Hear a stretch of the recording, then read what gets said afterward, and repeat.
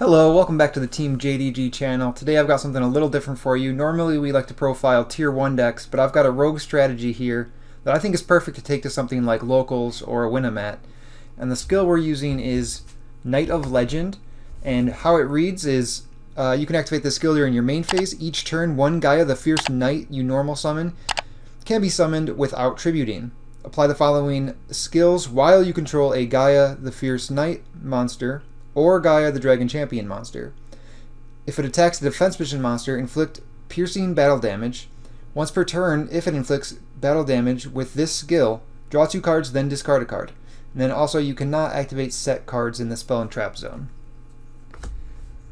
So for the monsters, we obviously run 3 Gaia the Fierce Knight. The skill lets you normal summon it. And 3 Charging Gaia. Now the skill doesn't actually let you normal summon this, but the card itself does. And the skill does say a Gaia monster gets to inflict piercing, and then if it inflicts piercing, you draw 2 and discard 1. So it does work with the skill, it just isn't normal as a 2300, it's normal as a 1900. And then for the last monsters that we'll be attacking with, we have 2 Relinquished. Adds a little depth to the deck other than just play a beater and swing. And then it combos very nicely with the last card, which is Sphere Kuriboh. Sphere Kuriboh is perfect for this deck because it tilts their monsters to defense mode, which means you're going to be piercing with your Gaias, which is going to trigger the skill to draw 2 and discard 1. And then when this is in the graveyard, you can use it as tribute material for the Relinquished. And then also, it is an option, you can discard this if it's drawn off of the skill. You can discard this and then still use it as material for the Relinquished as well. So it really synergizes with pretty much everything in the deck. And you can't activate set spell or traps if you control one of the Gaia monsters. So it's also pretty much your only battle protection. For the spells, we have 2 Summoner's Art. This just adds Gaia from deck to hand. 2 Black Illusion Ritual to summon the Relinquished.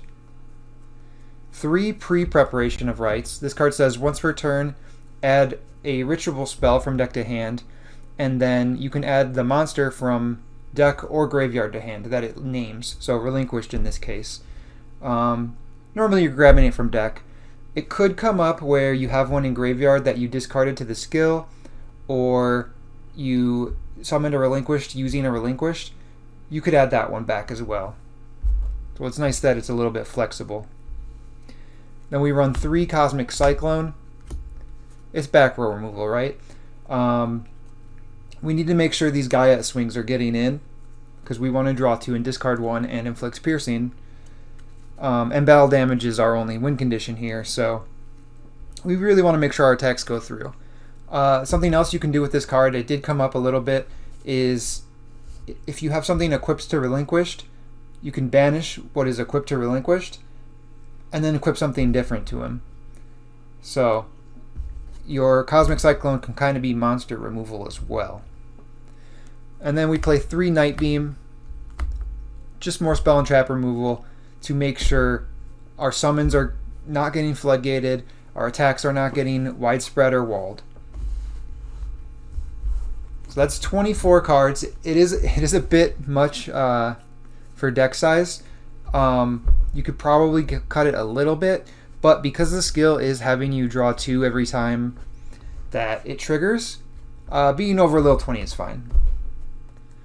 For the sideboard, we have Yugioh. Put it in against trap decks, pretty self-explanatory. I cited 1 creature swap. Basically, if they have a big problem monster, like a boosted Izana or a Dragoon or something, you can give them whatever, maybe even a Sphere Kuriboh, but you can give them whatever and take their big monster. 2 Offerings to the Doomed.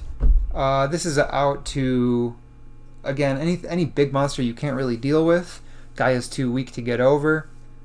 This will deal with it. You will be skipping your next draw, but if you're triggering your skill at any point, that kind of mitigates that issue. And then 2 Solitary Sword of Poison. It's an interesting card. If you only control 1 monster, you can equip this to it, and it during the damage step, if it battles another monster, it doubles the attack. So if they have something like a Jinzo out, just as an example, your Gaia will be able to attack over that Jinzo, and for a decent chunk of damage too, because it makes him a 4600. So pretty interesting card. Pretty much I think that's all you would cite it for, is a deck running bigger monsters than 23, or that has 23s itself. So something like Beatdown, you might want the Sword of Poison. Now the extra deck is not important because I don't play Waking. I don't think you should really play Waking in here because I don't see it getting popped, since you can't activate set cards anyway. I don't see why your opponent would bother popping your back row. So I just ran the normal extra deck. If you do run Waking, I suppose you would want Gaia the Dragon Champion as one of your targets, because it does work with the skill. But yeah, this is a really fun rogue strategy. It's not the most competitive deck, but it can compete. It is functional, and it can win games. I did manage to go 3-0 with this at the 9-man online locals, so it can win games. How does it do against Beatdown? I think very well. I think its poor matchup is probably the Twisted Personality Volcanics, because both Blaze Accelerator and Wildfire are a bit hard to deal with here.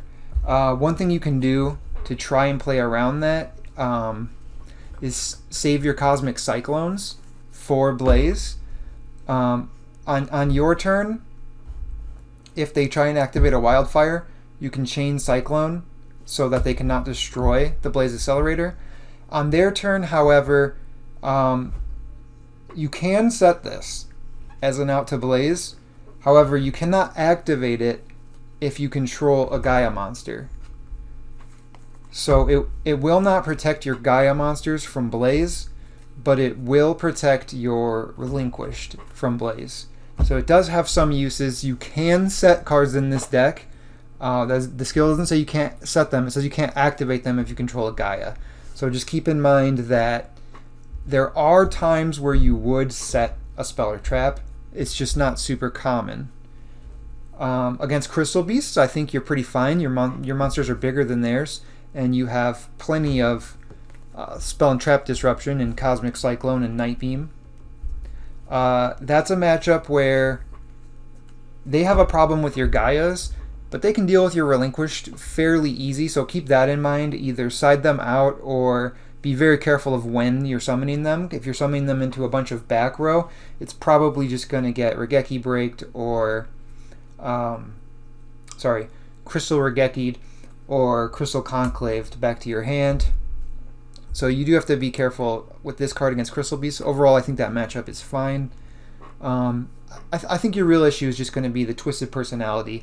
And if you can find a solution for that in the sideboard or editing this main a little bit, I think you have a real meta contender on your hand. Maybe a good rogue deck or a good tier 2 deck.